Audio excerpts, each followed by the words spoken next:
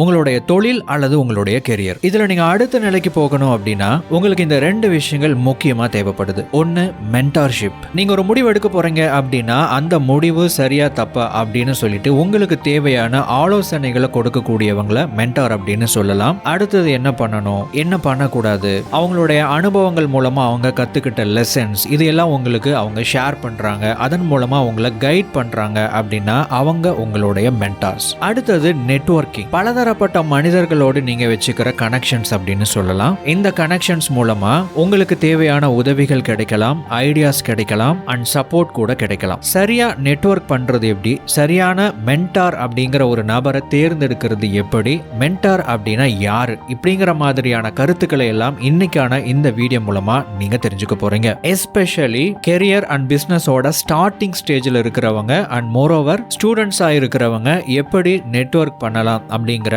இந்த எல்லா கருத்துக்களையும் தமிழ் பிசினஸ் பாட்காஸ்ட்ல இருந்து எடுக்கப்பட்ட இந்த சின்ன கிளிப் மூலமா நீங்க இப்போ தெரிஞ்சுக்க போறீங்க. Get ready. சரி, நெட்வொர்க்கிங் எப்படி பண்றது, ஸ்டூடெண்டா இருக்கிறவங்க அல்லது அந்த ப்ரொஃபஷனல் அந்த கெரியர்ல ஸ்டார்டிங் ஸ்டேஜ்ல இருக்கிறவங்க பல ஸ்டேஜஸ்ல பிரிக்கலாங்க. இது வந்து இந்த நண்பரோட கேள்விக்கு மட்டும் இவங்களோட மேஜர் ப்ராக்டிக்கல் டிஃபிகல்ட்டி என்னன்னா அந்த மாதிரி இருக்கிறவங்களை எப்படி அப்ரோச் பண்ணுறது. முதல் விஷயம் மென்டர்னா யார் அப்படிங்கிறது ஒரு கேள்வி. நம்ம சோஷியல் மீடியாவில் பார்க்குற நிறைய இன்ஃப்ளூயன்சர்ஸ் வந்து மென்டாரா அப்படிங்கிறது ஒரு பெரிய ஒரு கேள்வி. பட் அதில் ஒரு சில பேர் வந்து இன்றைக்கி பிஸ்னஸ் பண்ணுறவங்களா கான்டென்ட் க்ரியேட்டர்ஸாக மாறிக்கிட்டு இருக்கிறாங்க. பட் நாட் ஈஸிலி அப்ரோச்சபிள் கிடையாது. இப்போ நானே பார்த்தீங்கன்னா ஒரு சில பேருக்குலாம் இன்ஸ்டாவில் அவங்க எதில் ஆக்டிவாக இருப்பவங்களாம் மெசேஜ் பண்ணால் ரிப்ளை எதுவும் வரல. ரிப்ளை ஆனால் மற்ற விஷயத்துக்கு அவங்க ரிப்ளை பண்ணுறாங்க. ஒரு சில பேருக்கு நான் டைரெக்டாக நம்ம மெசேஜே பண்ணி கூட அவங்க கிட்ட இருந்து அந்த மாதிரி எல்லாம் வர்றதில்லை. ஸோ கனெக்ட் பண்ணுறது கொஞ்சம் ப்ராக்டிக்கலாக பார்த்தோன்னா கஷ்டம்தான். பட் ஆனால் முடியாதுங்கிற ஒரு விஷயமெல்லாம் கிடையாது. நான் ரெஸ்பாண்ட் பண்ணேன் அவருக்கு. பட் எல்லாருமே அப்படி ரெஸ்பாண்ட் பண்ணுறதுக்கான ப்ராக்டிக்கல் டிஃபிகல்ட்டிஸ் இருக்குது.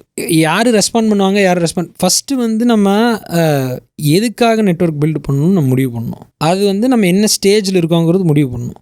ஸ்கூலில் இருக்கிறவங்களுக்கு வந்து நெட்வொர்க் தேவை இல்லை என்னை பொறுத்த வரைக்கும் அட்லீஸ்ட்டு. ஏன்னா நீங்கள் கொஞ்சம் மெச்சூர் ஆக ஆக தான் உங்களுக்குமே நெட்வொர்க் தேவைப்படும். நெட்வொர்க்கு மென்டர்ஸ் அதெல்லாமே தேவைப்படும். Maybe post 16 would be a good time to startன்னு நான் சொல்லுவேன். ஒரு 12th இருக்கிற அப்போ நீங்கள் காலேஜ் வர்றப்போ தான் கொஞ்சம் டைமும் கிடைக்கும். இன்றைக்கி போயிட்டுருக்கிற ஸ்கூல் சிஸ்டம் போட்டு புளியில் எனக்கு தெரிஞ்சு காலேஜ் எஸ்பெஷலி ப்ரைவேட் ஸ்கூல்ஸ் எல்லா பக்கமுமே இருக்குது பிரதர்.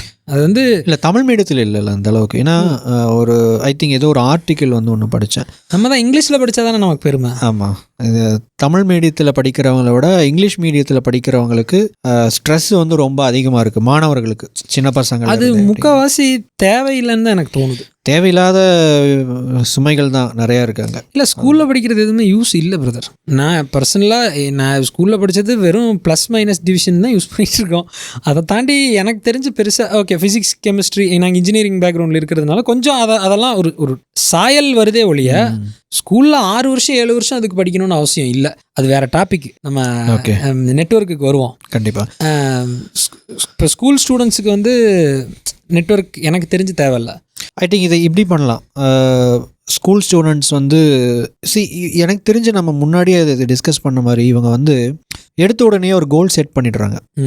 நம்ம இந்த மாதிரி ஆகணும்னு சொல்லிட்டு இன்ஃப்ளூயன்சர்ஸை பார்த்து செட் பண்ணிடுறாங்க. அது வந்து ரொம்ப தவறானது, ஒரு பெரிய பிரச்சனை, ரொம்ப தவறானது. So start your journey. உங்களுடைய பயணத்தை முதல்ல ஆரம்பிங்க, எக்ஸ்ப்ளோர் பண்ணுங்க. அப்புறம் கோல் என்ன செட் பண்ணலான்னு நம்ம பார்ப்போம். அப்புறம் செட் பண்ணிக்கிட்டால் அது கரெக்டாக இருக்கும். கரெக்ட். நிறைய பேர் வந்து அதை தவறாக பண்ணுறாங்க. அதே மாதிரி நிறைய ஈவெண்ட்டுக்கு போகலாம். என்னை பொறுத்த வரைக்கும் ஈவெண்ட்டுக்கு போகலாம்.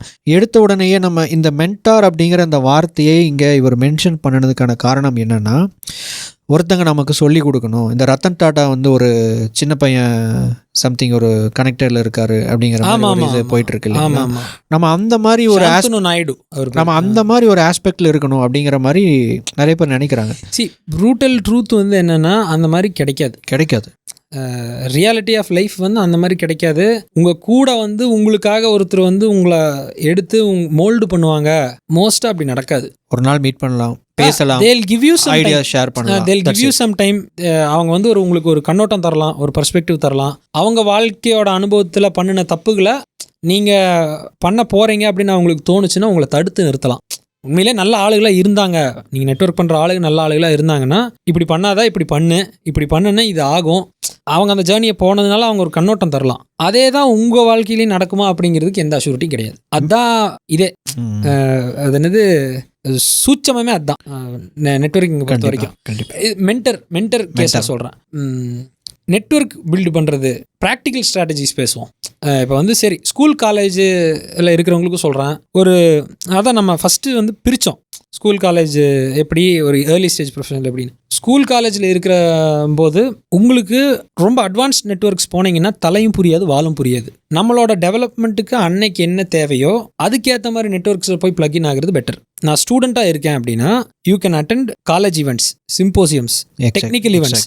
காலேஜில் இருக்கிற யங்ஸ்டர்ஸ், ஸ்கூல் காலேஜில் இருக்கிற இது வந்து உங்களுக்கு வந்து ஒன்று ஃபஸ்ட்டு போய் அங்கே ஒரு கம்யூனிகேஷன் காம்படிஷன் வைக்கிறாங்களா, பார்ட்டிசிபேட் பண்ணுங்கள்.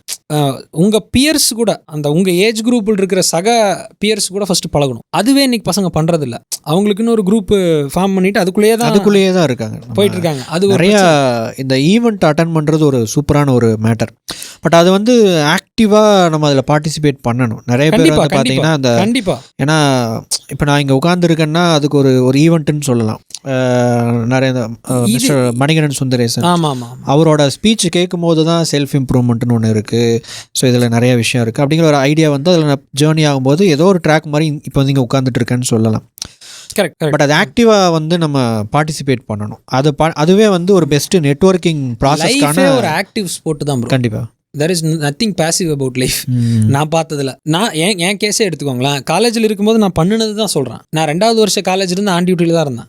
கிட்டத்தட்ட 1.5 வருஷம் ஆன் டியூட்டியில் தான் இருந்தேன். காலேஜ் அவங்க வந்து சரி அட்லீஸ்ட் ஏதோ பண்ணிட்டு இருக்கான் அப்படின்னு சொல்லி பர்மிஷன் கேட்டு, ஆனால் ஐ கன்வின்ஸ்டு தி பிரின்சிபல்ஸு, ஹெச்ஓடிஸு எல்லாத்தையுமே ஓகே பண்ணுறான் பையன் அப்படின்னு நிறைய அவார்டு அடித்தோம் காலேஜ் பேரில். மெக்கானிக்கல் டிபார்ட்மெண்ட்டில் நாங்கள் மட்டும் தான். இது நான் பெருமைக்கு சொல்லலை, என் ஃப்ரெண்ட்ஸ் எல்லாத்துக்குமே தெரியும்.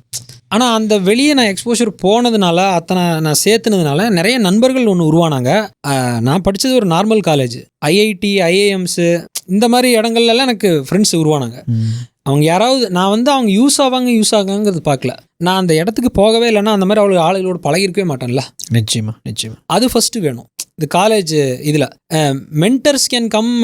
மென்டர்ஸ் வந்து என்ன ஏஜில் வேணா இருக்கலாம். என்ன மென்டர்னா உங்கள் ஃப்ரெண்ட்ஸு கூட உங்கள் மென்டராக இருக்கலாம். மேபி உங்கள் கேர்ள் ஃப்ரெண்ட்ஸ் கூட உங்களுக்கு மென்டராக இருக்கலாம். ஒரு ரிலேஷன்ஷிப்புங்கிறது வந்து இந்த லவ் அந்த டைரக்ஷன் மட்டும் கிடையாதுல்ல. ஒரு கைடன்ஸ் பண்ணுறது யாருக்கிட்ட இருந்து வேணால் வரலாம். அது ஒன்று. அடுத்த லெவல் நம்ம பார்க்குறோம் காலேஜில் இருந்து. இன்றைக்கி வந்து என்ன ப்ராப்ளம் நான் பார்க்குறேன்னு சொல்கிறேன். இந்த சோஷியல் மீடியா வந்து மென்டர்னு உங்களுக்கு ஒருத்தர் இருக்கணும், அப்போ தான் நீங்கள் வாழ்க்கையில் முன்னாடி போக முடியுங்கிறது ஒன்றும் சப்கான்ஷியஸாக பதியுது, சொல்லப்படுது. அது உண்மைதான். ஆனால் அது வந்து 100% தேவைன்னு சொல்ல முடியாது. இல்லை, நெசசிட்டி இல்லை. அது இருந்தால் தான் உங்களால் பண்ண முடியும் அப்படிங்கிறது இல்லை. உங்களுக்குள்ளே வந்து ஒரு மென்டர் வேணும், மென்டர் இருந்தால் நல்லாயிருக்கும். ஃபஸ்ட்டு நீங்கள் எடுக்க வேண்டிய எஃபர்ட்லாம் உங்களுக்கு தெரிஞ்ச மாதிரி எடுங்க.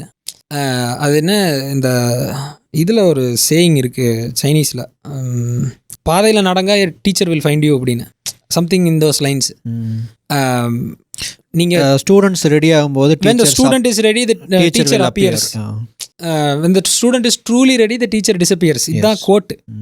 உங்களுக்கு உண்மையிலேயே தெரிய வேண்டியதெல்லாம் தெரிஞ்சிருச்சுன்னா டீச்சரே தேவையில்லை. செகண்ட்லேருந்து வருவோம், செகண்ட் ஃப்ரேஸ்லேருந்து வருவோம். ஃபஸ்ட்டு ஃப்ரேஸ் வந்து உண்மையிலேயே நீங்கள் அந்த பாதையில் நடக்கிறீங்க அப்படின்னா யூ வில் ஃபைண்ட் பீப்புள். என் வாழ்க்கையில் that has been through and through. ஒரு 15-20 வருஷமாக தட் ஹஸ் பின் ட்ரூ. நான் இன்டென்ஷனலாக ஒரு விஷயத்தை எடுத்து நான் பண்ணும்போது, நான் இந்த பாதையில் நடக்கணும் அப்படின்னு நான் நினைக்கும் போது, நான் மீட் பண்ண வேண்டிய, என்னையே அறியாமல் நான் மீட் பண்ண வேண்டிய பீப்புளை ஐ ஹவ் மெட்.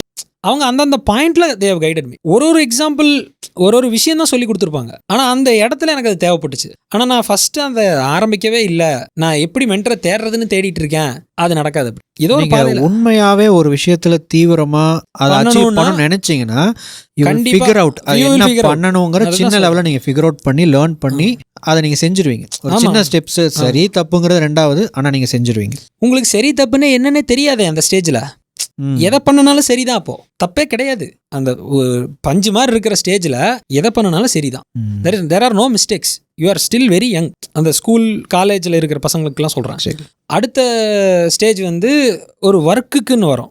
ஒர்க்குன்னு வரும்போது there are lot of associations ஆஃப்லைனில், ஆன்லைனில். இன்றைக்கி வந்து பெய்டு கம்யூனிட்டிஸ் எல்லாம் நிறைய வந்தாச்சு.